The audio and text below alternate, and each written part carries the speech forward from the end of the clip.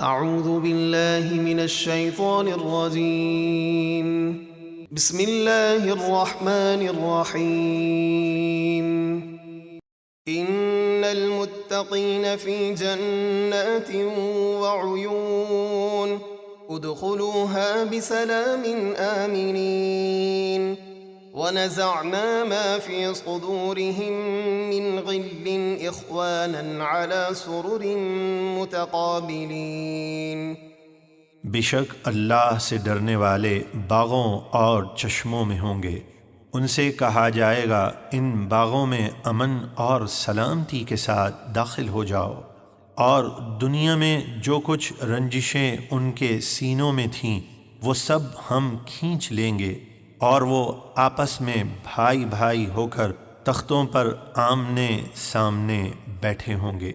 لا يمسهم فيها نصب وما هم منها بمخرجين انہیں نہ اس میں کوئی تکلیف پہنچے گی اور نہ وہ اس سے نکالے جائیں گے۔ نبئ عبادی انی انا الغفور الرحیم وَأَنَّ عَذَابِي هُوَ الْعَذَابُ الْأَلِيمُ اے حبیب میرے بندوں کو بتا دیجئے کہ بے شک میں ہی بخشنے والا مہربان ہوں اور میرا ہی عذاب دردناک عذاب ہے۔ وَنَبِّئْهُمْ عَنْ ضَيْفِ إِبْرَاهِيمَ إِذْ دَخَلُوا عَلَيْهِ فَقَالُوا سَلَامًا قال انا منکم وجلون اور انہیں ابراہیم کے مہمانوں یعنی فرشتوں کا حال سنائیے جب وہ فرشتے انسانی شکل میں ان کے پاس آئے تو انہوں نے سلام کہا۔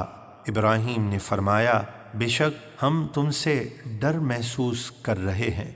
قالوا لا توجل انا نبشرك بغلام علیم انہوں نے کہا آپ ڈریے نہیں، ہم آپ کو ایک علم والے لڑکے کی خوشخبری دیتے ہیں۔ قال ابشرتمونی علی ان مسنی الکبر فبم تبشرون ابراہیم نے فرمایا کیا مجھے اس حال میں خوشخبری دیتے ہو کہ مجھے بڑھاپا پہنچ گیا ہے تو تم مجھے کیسی خوشخبری دے رہے ہو؟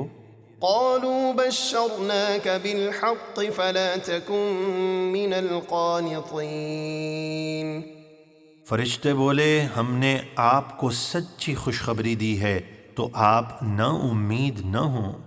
قال ومن يقنط من رحمة ربه إلا الضالون ابراہیم نے فرمایا اپنے رب کی رحمت سے تو صرف گمراہ لوگ ہی نا امید ہوتے ہیں۔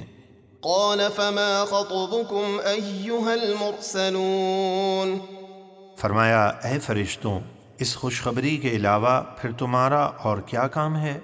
قالوا إنا أرسلنا إلى قوم مجرمين إلا آل لوط إنا لمنجوهم أجمعين إلا امرأته قدرنا إنها لمن الغابرين